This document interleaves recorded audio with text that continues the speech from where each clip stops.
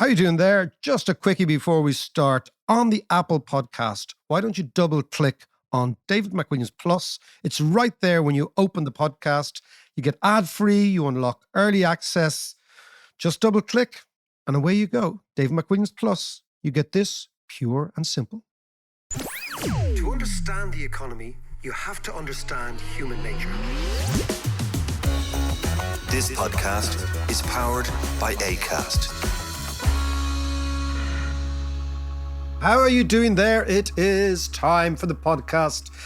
This is a very special week for me, at least. This is Kilconomics week. We are kicking off this day next week, which is Thursday, the 3rd of November.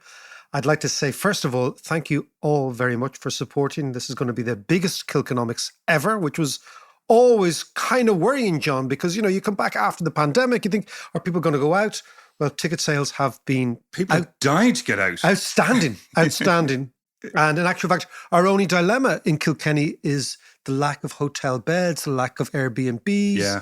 Because, you know, you realise you bring a lot of people into a place like Kilkenny and the place fills up very, very quickly. But for those of you still looking to get tickets, and there are tickets still available, there are hotel beds. There is Carlow is only down the road. Waterford is only down the road. All these places that you can actually go to Kilkenny from, which probably don't have much going on this weekend down there. So have a gander at kilconomics.com.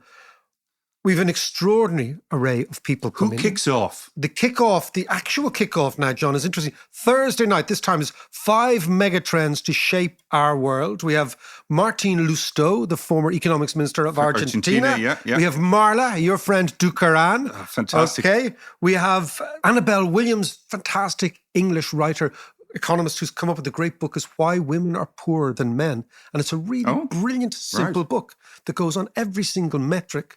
Women get paid less than men. It's a really simple book, and it goes through the whole thing. Why is this? And she's doing her own gig on Sunday on this particular... Right. She's on this, and it's all manfully emceed by the great Barry Murphy. Oh, brilliant. Gunter himself, the great Barry Murphy. So that's kicking off Thursday. We also have inflation, interest rates, central banks, a perfect storm. What's going on with inflation? That is also Thursday. That is now Paul McCulley. Hey, Preacher Paul. Sonny Kapoor and Bill Black. Oh, man, that is a lineup and a half. That is in Clears, 10 o'clock, manfully emceed by myself. So I just got to sit down. Just wind them up and let them go. I'm just going to wind them up and let them go. So imagine it. Paul McCulley, Bill Black and Sonny Kapoor in the back of Clears pub. That's a great one. That's a really good one. That's all Thursday. And then Friday, we've lots more. Saturday, we've lots more. And of course, Friday, we have... Well, the highlight, surely, Mac. The appearance of one John Davis at Kilconomics. Arriving on stage, absorbing the crowd. Neither an economist nor a comedian, but I'll be there. Perfect. Absolutely. He's going to be coming out. He's going to be the thin, white Duke. He's going to be in his David Bowie, maybe Aladdin Sane. Yeah. Well, I don't know. He's going to be some sort of alter ego is going to arrive out. Full-on makeup, yeah. Full-on makeup, exactly. But anyway, so that's all, kilconomics.com. Have a gander. We've gone really, really global this time. We're going to deal with global housing, which we're going to talk about today. We're also going to deal with Irish housing. We're also going to deal with what the next government looks like. We're also going to imagine if you were the finance minister, what you would do. We've all sorts of local, national issues. But we also have, I've always said, and the podcast has always maintained, look, we're a small country in a very large world, which we're integrated to. So in order to get the big picture, you have to bring in people from outside. Absolutely. And get their worldview. Absolutely, yep.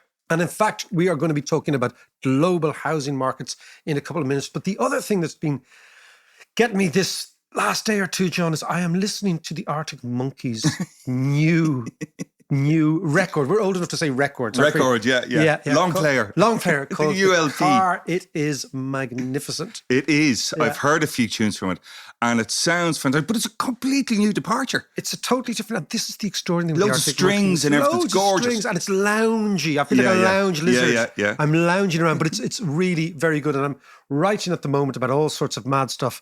And I don't know about you, some of the listeners. If you write, maybe you're a bit like me, you need music in the background. I'm one of these people that needs noise behind me to write. And very Weird, isn't it? Very 'Cause loud music. I can't. As you know, I love music, but I can't. When I'm listening to music, I'm listening to music. That's interesting. I can cook with music, but that's about it. Well, the fact is, I can't cook at all. You give me music. That is true. That is true, actually.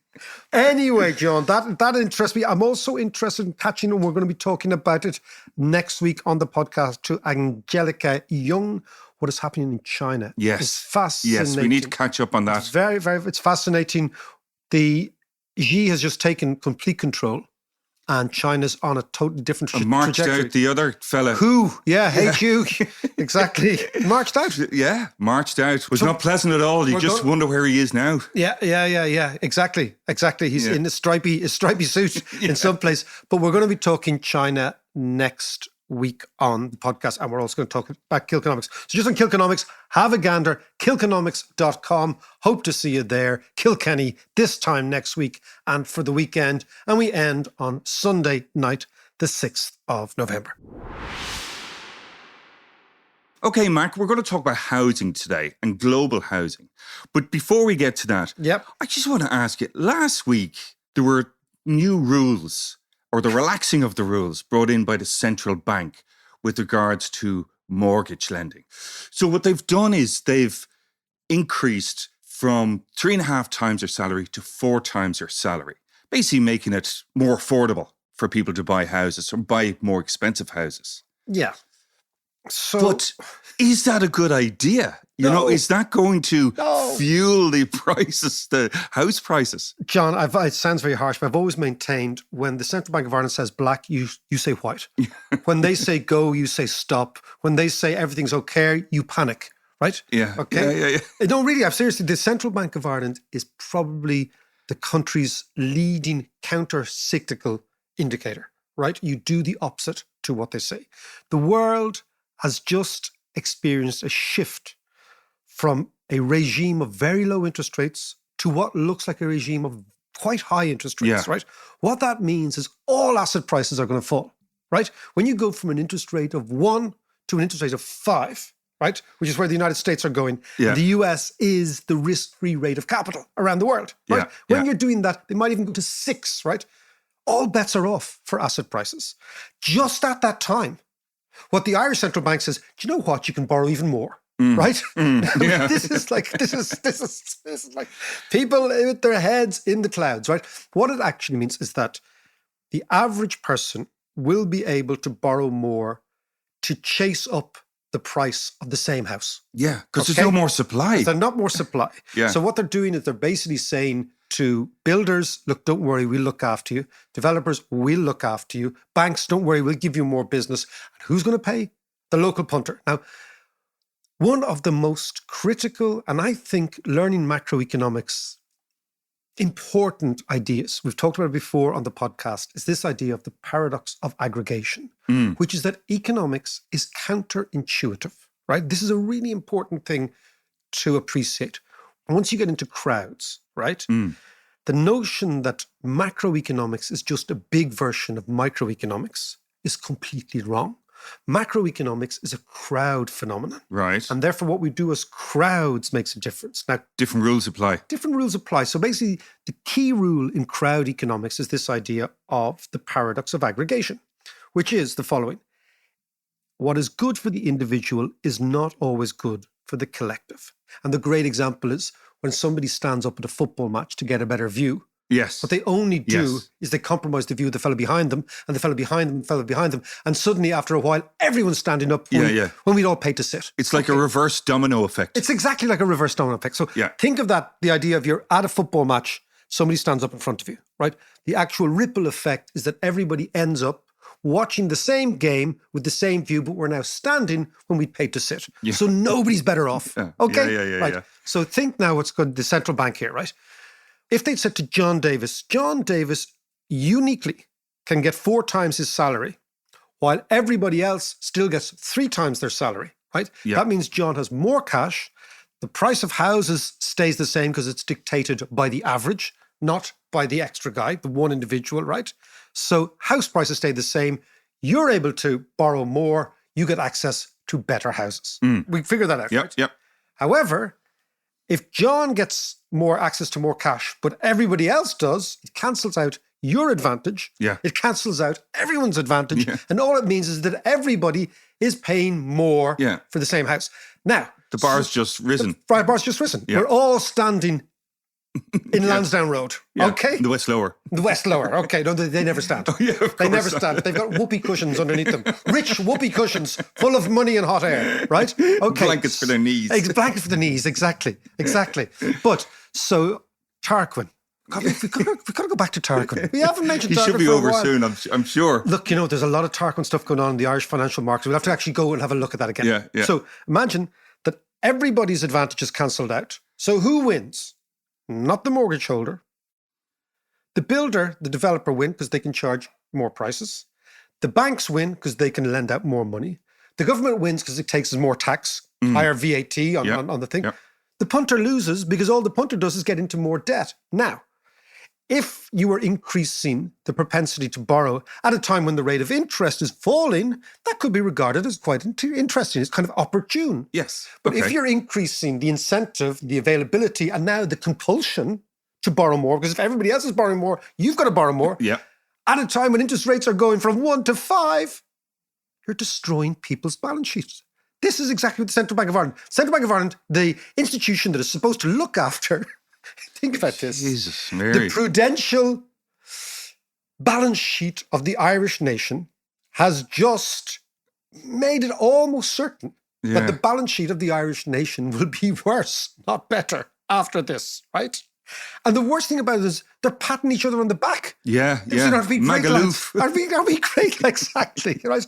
So I think this is, again, a great example of policy making in a vacuum.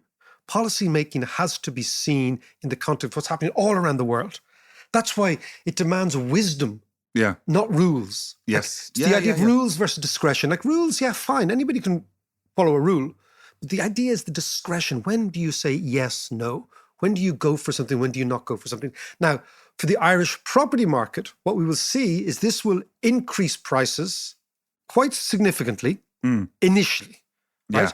And the worst thing is this would be like Roadrunner. It's yet another little... Property markets are falling all around the world. That's the next 3 or 4 years. We're talking not the end of. We're talking a significant fall in property prices. We're going to hear this now, right? What Ireland has just done is it has actually tinkered with the local market to such an extent that when property prices are falling all around the world, Ireland might rise for a little bit. And then, like the Roadrunner, it'll realise it's run off the cliff. Look down. Yeah. And the fall will be more precipitous next year. So as we said a while ago, don't touch it. Yeah. Remember the buyer strike we were talking about? Absolutely, yeah, don't absolutely. touch it. Okay, it is toxic. It's been made more toxic by the central bank. And as I said at the very top, whatever they are doing, do the opposite. And you'll be fine. Well, now, that's a good time to actually have a look at outside of Ireland and the global property market. Absolutely, very good time. Now, this week, The Economist magazine published a fantastically interesting big piece on what it described as the coming crash in global housing markets, okay? And we're going to call it the Halloween horror for housing, okay? Because next week's Halloween. Yeah, indeed. Exactly. Halloween comes from Ireland. Doesn't come from America. Comes from Ireland. We brought it to them.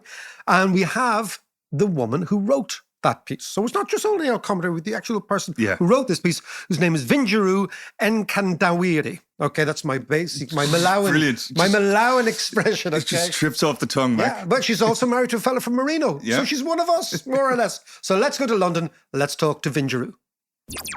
Now, as you know, the housing market is something that people, not just in Ireland, but all over the world, it's probably the only financial asset that people worry about because it's our homes. And homes means a totally different relationship with the world of finance, with the world of economics, with the world of interest rates, with the world of prices going up and down, because it profoundly, profoundly affects all of us. And when the housing market goes up, the economy goes up because everyone feels wealthy and happy and rich and all is going well, are those who have houses. When the housing market goes down and falls, the opposite occurs. And also, As you know, in Ireland, and we've been banging on about this for a long, long time, there is a massive generational gap between those who own houses, which tend to be older and richer, and those who want to own houses, who tend to be poorer, younger, and at a different stage in their career. Now, this week, The Economist magazine has written an incredibly interesting piece. And the author of that, Vinjeru Mkandawire, and I know that your mother-in-law's from Marino, your fella's from Marino. I'm telling you, if you know, this is just my Malawian pronunciation isn't quite as accurate as it should be. But Vinjeru, listen, you are very, very welcome to the show. The piece was extraordinary. It was fascinating. It was unbelievably well researched, well written. And the message is not particularly bright. So explain to me, you started this piece in Australia, in Sydney. Explain to me what's going on in global housing markets and why you think, according to the piece, that we're in for an extremely, extremely nasty squeeze in the next year or two. Well, thanks for having me, David. I'm happy to be here. Great stuff. So globally, the sharp rise in mortgage rates is crushing demand for homes. So sales are cooling, bidding wars are easing, and markets are essentially gumming up. And that's because as central banks try to rein in inflation, they're raising interest rates at the fastest pace in at least 4 decades. And that's translating into carnage in the housing markets. So a year ago, the 30-year fixed rate mortgage in America was below 3%. Today, it's just under 7%. In New Zealand, mortgage rates have passed 7% for the first time in 8 years. And in Britain, the average 5-year fixed rate loan now exceeds 6% for the first time in about a dozen years. And I think also in Ireland, under the new lending rules, it means that couples, will end up paying even more of their income on repayments if interest rates continue to go up. And that will make life more difficult for people that are looking to buy as well as homeowners. So it's worth bearing in mind that we're dealing with a generation of buyers that's become so accustomed to low interest rates, essentially cheap money. Exactly. So any shift in rates will come as a real shock to household finances. Now, it's fascinating. In the piece, you went through certain places. We'll come back to Ireland in a sec, because as you know, we're married to one of us. We can be very narcissistic. We always want to talk about ourselves first, right? But let's park ourselves for a wee while, okay? We'll come back to this benighted isle in a sec.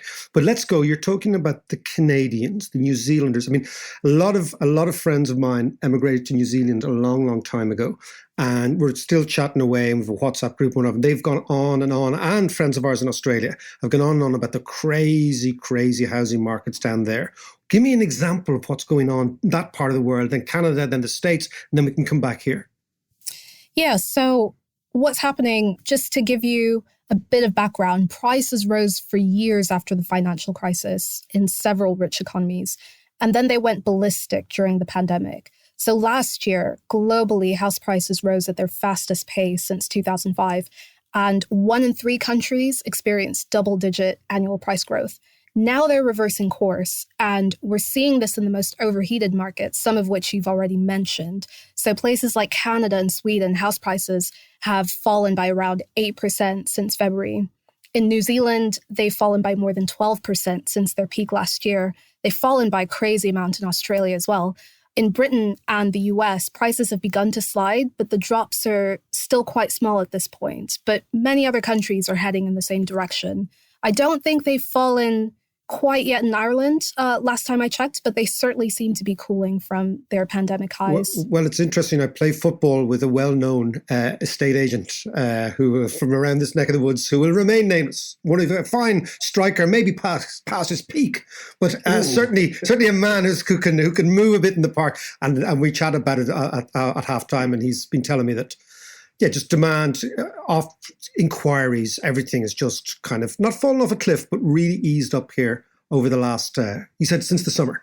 There's been a complete change in the mentality of punters. And he said, obviously, you'll see that coming through, in a few months' time or in the data next year, beginning of next year. But let's look at, so the lockdown had this bizarre effect all over the world. Now, explain to me what you thought was going on, because this is something, had you said, we're going to lock the economy down, we're going to put you all out of a job, we're going to give you welfare to keep you on the straight and narrow, but we're not really sure how this thing's going to pan out, everyone would have said, well, the first thing is going to fall are house prices because people get really nervous. But the opposite happened. What do you think was going on? Yeah. So essentially during the pandemic, housing markets went crazy, the opposite of what everyone expected. So the first thing to say is that rock bottom mortgage rates for years made homes affordable while lockdown savings helped first-time buyers stump up deposits, essentially. And at the same time, you had that shift to remote work and longer hours being spent at home that led to more people moving house, often to larger suburban properties with gardens or home offices. And several governments, such as the UK, who were worried about a housing crunch as COVID spread, temporarily eased or removed mortgage regulations. And that made it even easier to buy homes. And on top of all of that, investors of all sizes fueled the housing frenzy. So from large corporations and individual home flippers to sort of buyers from big cities that became absentee landlords in cheaper towns. So in the US, large and small investors purchased close to 1 in 5 homes in 2021. And by July this year, it was nearly 1 in 3.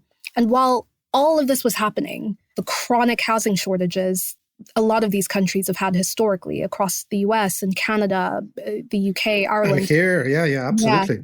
All of those shortages were exacerbated by the supply chain backlogs that made shipping doors and windows and building materials more costly. And at the same time, we had the Great Resignation, which everyone's read about in the press, where a record number of workers quit their jobs. That led to a scarcity of bricklayers and carpenters and other tradesmen, leaving home builders with vastly more orders than they could fulfill. Many responded, actually, by restricting sales or turning work away. We know this happened in the US, and that widened the already sizable gulf between demand and supply. And that market imbalance is what led to the record house prices that we saw around the world. Now, that's interesting. The story you're telling this time last year, maybe even a wee bit before, a lot of people were asking the podcast what we should do. And I remember saying that young people need to go on a buyer's strike. Okay, do not pay these prices. These prices are ridiculous. They're far too high. The ratio of take-home income to household debt is far too high. Who knows what's going to happen? Yet, the interesting thing is lots and lots of people, and this is the real dilemma about housing, is that it's not a financial asset in a way. It's your home. So, you maybe you settle down, you have a kid, you're in that phase of your life where you think, I want to move on, I want to move out of a rental place, I want my own nest, etc. And a significant proportion of the population is now stuck and caught because people did buy, despite all this in the last 2 or 3 years. They did leverage up. They did get the deposit together, and they kind of begged, stealed and borrowed to get it wherever they wanted. And now what we're looking at is a turn in the market. Now, your article has put sort of 3 ideas here. You said the steepness of this fall and the incident of where it hurts are going to be, 1, the scale of the surge, so how much prices went up in the last couple of years. 2 is the scale of the debts associated with that. And 3 is the speed of the interest rate transmission. Yeah. Can you explain those to me? Yeah, sure. So the first thing I'll say is one thing, before I get to those 3 factors, one thing that will affect everybody is this cost of living crisis, particularly with higher energy bills right across Europe. And so that will stretch household finances. But in terms of which markets are most at risk, the first factor that we looked at in my piece is the recent price growth.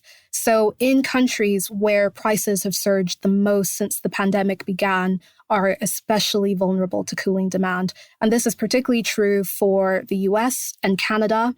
While many rich countries slowed to annual growth rates in the single digits at the beginning of this year, America and Canada maintained their double-digit rises.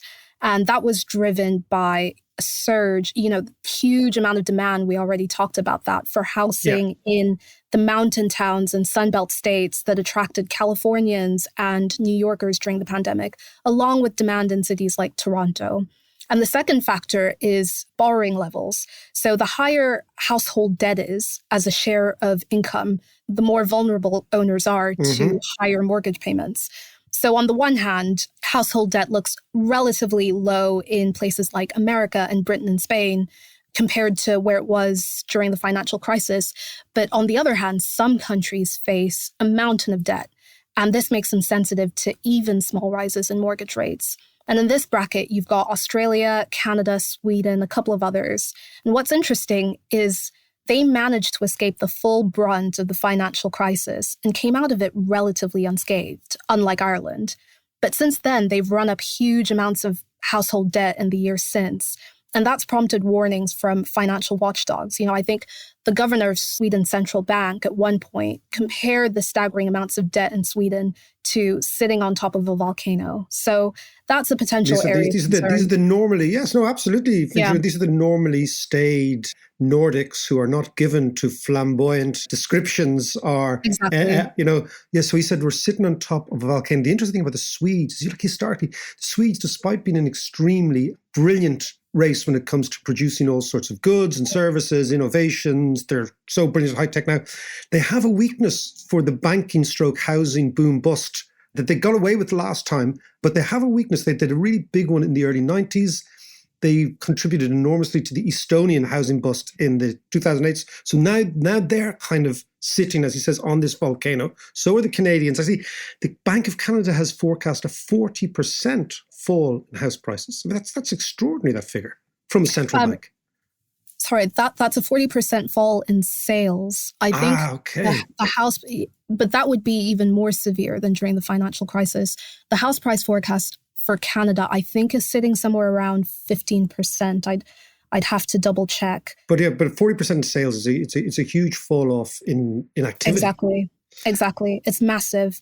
And then the third factor as well, which you picked up on, is the speed with which higher interest rates pass on to homeowners. So that's to do with things like variable interest rates, which fluctuate with changes in policy. So people that haven't locked in interest rates face an instant hit to their incomes. This is less of an issue in the US, where 30-year fixed rate mortgages are normal. But in Canada, variable rate mortgages account for more than half of all loans. In Australia and Sweden, they account for nearly 2/3. And strikingly, lending in Finland is almost entirely priced at floating rates. So the pass-through is immediate now for those guys. Exactly. In places like Finland. So that's going to be an immediate hit to households there. Whereas in places where the fixed periods are short, it merely delays the pain, but the pain will come. So in New Zealand, fixed rate mortgages make up the bulk of existing loans, but more than 70% are fixed for less than a year. So that's a really short period. So the rollover is going to be like this time next year, and they're going to be slammed. Exactly. And in Britain and Ireland, I think it's around the same. I think it's around 2 years. Yeah, we're ridiculous in Ireland that we borrow long, i.e. we borrow for 30 years, but we actually lend, i.e. the banks lend short for 2 years on variable rates. So that always has, despite having had this monumental crash and banking failure, we still have this ridiculous anomaly at the core of our mortgage market, which means the banks, the lenders, can actually end up in a disastrous position again if house prices fall. Let us move on to the politics of this, to the generational impact. So the older, the middle age and upwards are not that affected. It's the younger workers, younger families, younger commuters. They're the people who are going to bear the brunt of all this. Yeah, I mean, that's exactly it. First-time buyers and recent borrowers are especially vulnerable. Many stretched their finances to buy a home during the pandemic, and so that leaves them with less spare cash to cover that jump in mortgage costs. If you look at the US, for example, first-time buyers accounted for 1 in 3 sales last year. And the problem is that many of these buyers have insufficient savings. Yeah, no, of course they have, because they've spent all their money on the bloody house. Exactly. That's right, exactly. And they've also had less time to accumulate equity. So one study that I came across found that a 15% drop in house prices in the US over a year would cancel out 2/3 of the equity accumulated since the start of the pandemic. And so any millennials really in a lot of these overheated markets who finally managed to get on the property ladder during the pandemic may be in for a nasty surprise. Wow. Now, listen, before I go, I mean, you're aware, obviously, you're married into an Irish family. You're aware that this is the hot topic in economics over here. In politics, it's very much at the core of the rise of Sinn Féin. younger people saying, hold on a second, housing is the only issue. If the established parties can't deliver, let's give these new guys a chance. So this dynamic is happening in Ireland. It's playing itself out in politics. God knows what's going to play out in politics in the United Kingdom. God knows what's going to play out in politics in the United States, which is hardly a bed of roses either. You know, when you're talking to your Irish family, what sense do you get of this place? Yeah, I mean, there's serious political implications depending on which party steps in. And, you know, that's not limited to Ireland. In the US and Canada, you're seeing sort of governments looking for ways that they can step in to help. Nothing that's been announced yet, but you've seen that Hungary's government, for example, has offered people protection from rising mortgage rates. The IMF has suggested that the government in New Zealand should think about some sort of state support. The UK calls are growing. And in Spain, banks are considering measures there. You know, of course, no government wants to see people lose their homes. It's also not great for getting votes. So many will be tempted to come to the rescue, essentially. And if that happens, government debt will continue to rise. And the Economist's view is that that does little, essentially, to solve the fundamental problem in housing markets, which even before the pandemic had led to a global crisis in the availability of affordable housing. So it's kind of still build. But the problem with build, the interesting thing actually, and I'm going to discuss this with John afterwards, is there is an opportunity for the state to take advantage of a fall in housing prices and housing costs, etc., and say, okay, we are now going to roll out a state house building scheme that is going to, rather than, because typically happens is when a housing market collapses, housing construction collapses too, because nobody has got the money, the developers go bust, the banks get nervous, etc. So there is an opportunity for a government to actually say, okay, we're going to build, and we're going to build for the next 20 years. But the chances of that taking them are probably going to be moderated by their fiscal outlook, by their budget deficits, etc. And just in terms of your view, Vinjeru, now you've looked at the whole thing. How do you think this plays out in the next year or two? I think this puts governments in a really tricky situation. Obviously, the long-term response is to build more housing, but that's much easier said than done. You could try to relax planning rules as the UK tried to do, and that became really toxic for them politically under Boris Johnson's government. And so it's difficult to tell just which way this will go. And don't forget that we're still going to be facing supply chain backlogs. You know, the cost of building materials is still quite high. And so even if governments wanted to build more, the shortages in labor and shortages in building materials means that they might not be able to hit their targets just yet. I saw a really interesting stat by a paper in the US, which said that if housing supply had increased by as much as 30% during the pandemic, it still wouldn't have been enough to meet demand. So there's a huge amount of housing that needs to be done. And the challenge is how to make it work, essentially. And I think that's one that governments will be grappling with for quite a while. This is something that John and I will actually obviously offer a solution before the end of the podcast. Of course, to the entire thing. Vinjeru, listen, this was an absolute joy to talk to you. Now that you're part of the gang and you've got the Marino family up the road, should we have you on every second week at this stage? Thanks for having me. John is now petrified over there. His large, extensive property portfolio. Absolutely. Extended to many continents. John, a walking Rhys Davis. But you know, the interesting thing is we tend to think of the housing problem as purely an Irish problem, but it's not. It's a global problem. It's a global problem. So, but let's have a talk about that after we pay the bills. Paying the bills, very important.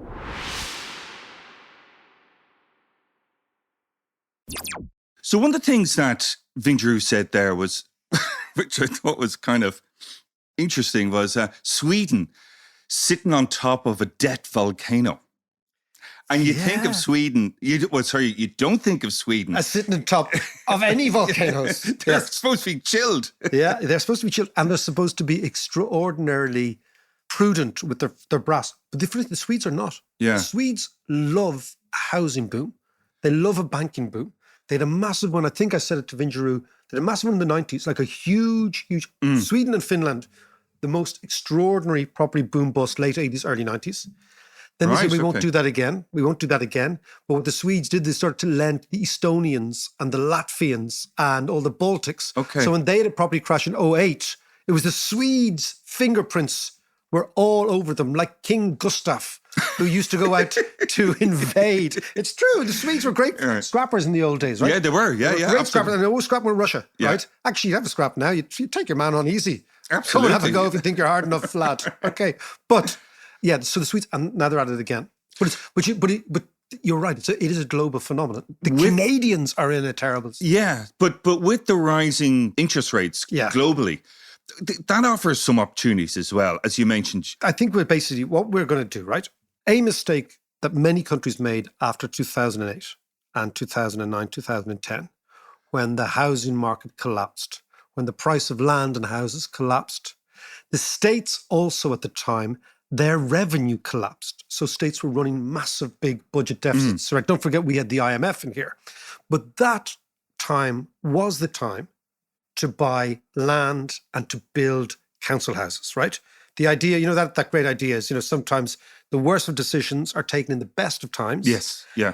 And the best decisions are taken at what feels like the worst of times. Right? So if we're going to go into a global downturn, right? This is just for Ireland. Forget the rest of the world because, frankly, we live here, right? Now, if this is what happens, it's our country, okay? We've got to figure our own shit out, right?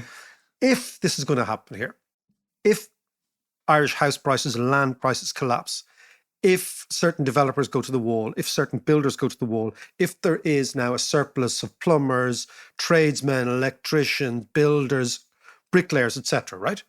The state needs to take this opportunity. That's the time you buy up everything. You borrow in the international markets and you buy up every single piece of housing asset. And then what you do is you start building. And what building does then is A, increase the supply of housing, but B, it actually boosts the economy. Because basically, the business cycle is the housing cycle. Yes. So there is always a silver lining here. And the silver lining is, if we are going into the type of downturn that Vinjeru articulated, if we are going to make these mistakes, this is now the time for the state not to intervene now, to just let it happen, safe in the knowledge that they have a plan B. And the plan B, John, is this time next year, or this time 2 years, buy up everything and begin the process of building social houses for people at affordable rents or affordable prices so that accommodation never becomes the problem that it is now.